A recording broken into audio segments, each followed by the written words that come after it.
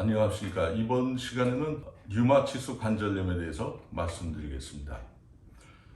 류마티스 관절염 하면 우리가 아는 일반적 상식으로는 면역계가 관련이 된다는 것만 알고 있습니다.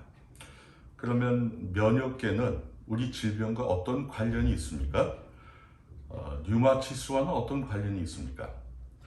먼저 기본적으로 면역계는 우리 몸의 피에 백혈구가 약해지게 되면 그러면 백혈구가 가지고 있는 대식세포나 T세포나 MT세포나 등등 여러 세포들이 기운이 약해서 우리 몸에 병을 일으키는 여러 가지 병균들, 바이러스, 세균, 또 그 외 여러 가지 미유물질들이 우리 몸에 들어와서 병을 일으키려고 할 때 이 백혈구의 세포들이 그런 것들을 다 공격을 하고 격퇴를 시켜서 우리 몸을 건강하게 만듭니다. 그런데 만일 백혈구의 기능이 약해서 말하자면 그런 여러 유용한 세포들이 약해지면 우리 몸은 병이 오기 시작을 합니다. 그래서 백혈구가 약해지면 많은 병들이 몸에서 발생이 되게 되죠.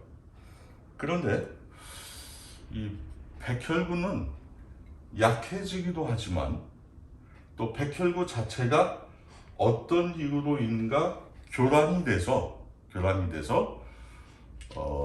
좀 비정상적인 행동을 하는 경우도 있습니다.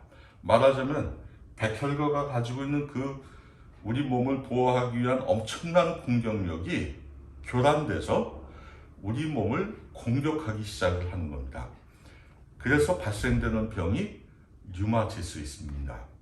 이 류마티스는 이 교란된 백혈구가 그런 우리 몸의 연골 조직을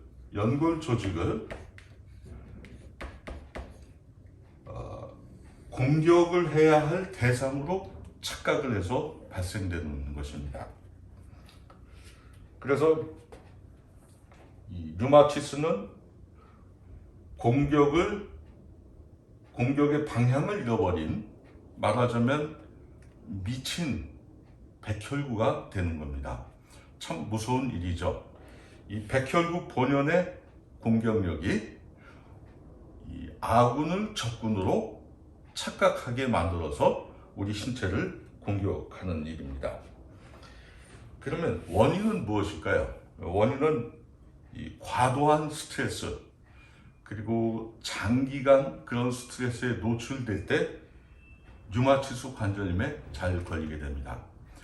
보통은 이 여성들에게, 특히 젊은 여성들에게도 굉장히 많이 증가하고 있습니다. 그러면 류마티스는 현대의학으로 어느 정도 퇴치 가능합니까? 아쉽게도 류마티스의 원인이라고 딱 밝혀진 그런 확정적인 사실들을 밝혀내지 못하고 있습니다. 말하자면 류마티스 관절염은 베일에 쌓인 병이라고 생각합니다. 그래서 치료법이 없습니다. 그리고 보통은 류마티스 관절염은 난치성으로 분류하고 희귀질환으로 분류해서 대단히 고통스러운 문제를 야기합니다.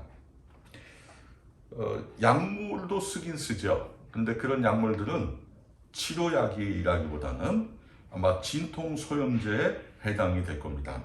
그래서 또 이런 약들은 대부분 굉장히 독한 약들을 쓰게 되는데, 그렇게 돼서 위와 장에 또 다른 문제를 야기하게 됩니다. 그래서 보통은 이렇게 초창기에는 약을 쓰지만, 약을 처방받아서 쓰게 되지만 위와 장의 문제가 심각해지면 약물도 사용하기가 굉장히 어려워지는 경우가 많이 있습니다. 그러면 이런 문제를 해결할 수 있는 방법이 있습니까? 우리 인체는 복구시킬 능력이 있습니까? 결론을 얘기하면 복구시킬 능력이 있다 이겁니다. 그러면 우리 인체는 어떤 과정을 통해서 백혈구가 정상이 되게 할까요? 그것은 우리 몸의 소화기 쪽의 질환, 소화기 쪽과 관련이 있습니다.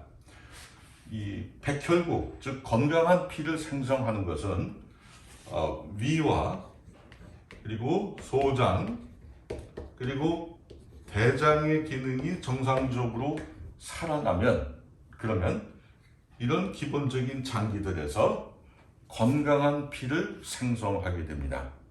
이 건강한 피는 백혈구를 강하게도 하지만 이 미쳐버린 백혈구를 정상으로 만드는 역할을 합니다. 따라서 류마티스 관절염의 최고의 치료책은, 최고의 방책은 위와 소장과 대장의 기능을 향상을 시켜서 피를 건강하게 만드는 것이라는 것을 이해할 수 있습니다. 그러면 류마티스 관절염으로 인해서 보통은 이 손가락 마디가 좀 굵어지고요, 또 통증도 오고요, 많이 붓고 이런 현상들이 많이 있는데, 그러면 실제로 이렇게 장기들이 좋아지면 어떤 현상이 생길까요? 아마 이 손마디가 아마 붓게 되고요, 또 열도 날 수 있습니다. 그러면서 이렇게 시간이 가면서 점점 풀어지게 될 것입니다. 그런 일들이 몇 차례 발생될 수 있습니다. 물론 류마티스가 풀어지기 위해서는 또 평상시에 과도한 스트레스나 심한 육체 노동, 특히 이렇게 손 같은 데 많이 쓰는 그런 일들을 조금 피하시는 게 회복되는 게 굉장히 도움이 됩니다. 물론 류마티스에는 병의 깊이가 다 다릅니다. 어떤 분들은 이런 손마디 쪽에서 그런 문제가 발생되기도 하고, 또 이런 마디에서 약간의 그런 문제가 발생되는가 하면요, 심하면은 이렇게 마디가 다 경직이 되고 뒤틀어지는 경우가 있죠.